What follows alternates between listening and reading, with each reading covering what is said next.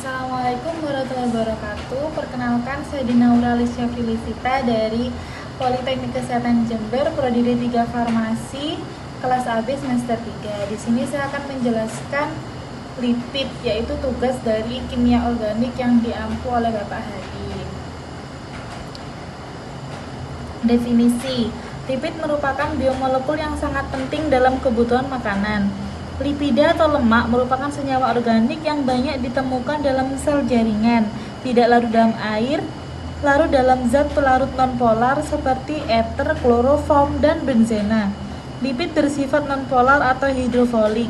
Penyusun utama lipid adalah trigliserida, yaitu ester gliserol dengan 3 asam lemak yang bisa beragam jenisnya. Berikutnya adalah fungsi lipid. 1. Sebagai penyusun struktur membran sel, sebagai cadangan energi, penyimpanan makanan, dan transport. 3. Sebagai homogen dan vitamin. 4. Kulit pelindung komponen dinding sel. Yang selanjutnya saya akan menjelaskan tentang klasifikasi dari protein. Klasifikasi lipid ada 3, yaitu 1. Lipid sederhana, 2. Lipid kompleks, dan 3. Lipid prekursor dan derivat. Lipid sederhana, contohnya adalah lemak atau fat merupakan ester asam lemak dengan gliserol. 2. Minyak atau oil adalah lemak dalam kandungan cair. 3. Wax atau malam merupakan ester asam lemak dengan alkohol monohidrat yang berat molekulnya tinggi.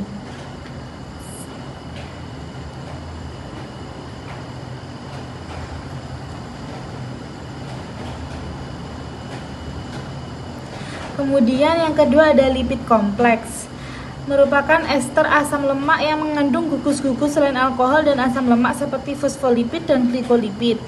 Kemudian klasifikasi ketiga yaitu lipid prekursor dan derivat. Contohnya asam lemak, gliserol, steroid, aldehid, lemak, keton, bodies, lipid yang terlarut pada vitamin dan hormon. Berikut adalah komposisi lipid. Kemudian komponen lipid berdasarkan sifat polaritasnya. 1. Polar atau yang suka air. Golongannya fosfolipid, glikolipid, dan proteolipid. Kemudian komponen lipid berdasarkan sifat polaritasnya. Yang kedua adalah nonpolar atau tidak suka air. Golongan alkana dan alkena, lemak alkohol, lilin sterol, tokoferol, dan trigliserida. Berikut adalah strukturnya. Gliserisin. Gliserisin adalah senyawa organik polar yang terdiri atas 3 atom karbon yang mengikat 3 gugus hidroksil atau OH. Ketiga gugus karboksil ini bersifat reaktif dan dapat diesterifikasi oleh asam lemak. Dari ikatan dengan asam lemak yang beragam jenisnya dapat dihasilkan juga jenis lemak yang beragam. Berikut adalah contoh struktur molekul gliserisin. Kemudian monogliserida, digliserida. Monogliserida dan digliserida atau juga disebut monogliserol dan diasilgliserol adalah kelompok gliserida yang dibentuk dari hasil reaksi antara gliserol dan asam lemak. Monogliserida merupakan istilah untuk gliserida di mana satu molekul gliserol telah membentuk satu ikatan ester dengan satu molekul asid lemak. Dalam monogliserida, satu dari gugus hidroksil pada gliserol disubstitusi dengan asam lemak. Sedangkan dalam digliserida terdapat 2 gugus hidroksil yang disubstitusi dengan asam lemak.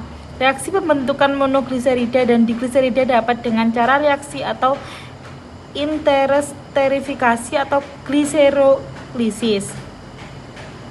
Berikut merupakan reaksi pembentukan monogliserida dan gliserida melalui mekanisme reaksi esterifikasi dan interesterifikasi. Yang ini adalah esterifikasi dan yang ini adalah interesterifikasi. Trigliserida, minyak dan lemak trigliserida yang diperoleh dari berbagai sumber mempunyai sifat fisikokimia yang berbeda satu sama lain karena perbedaan jumlah dan jenis lain. Karena perbedaan jumlah dan jenis ester yang terdapat di dalamnya, dalam ester yang terdapat di dalamnya dalam struktur lemak dan asam lemak terikat pada gliserol melalui ikatan kovalen sehingga terbentuk ester.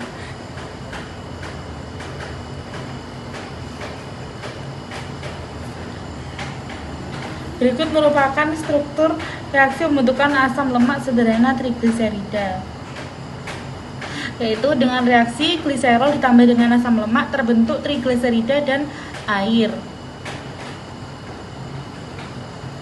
Ini merupakan contoh dari struktur asam lemak jenuh dan asam lemak tidak jenuh tunggal.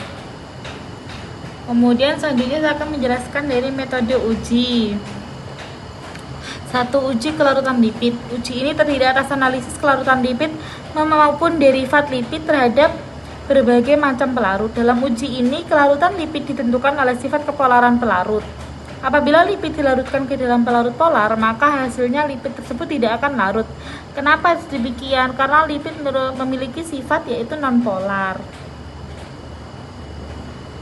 sehingga lipid hanya dapat larut dengan pelarut nonpolar. Kemudian yang kedua, uji akrolein. Uji kualitatif lipid lainnya adalah uji akrolein. Dalam uji ini terjadi dehidrasi gliserol dalam bentuk bebas atau dalam lemak atau minyak menghasilkan aldehid akrilat atau akrolein.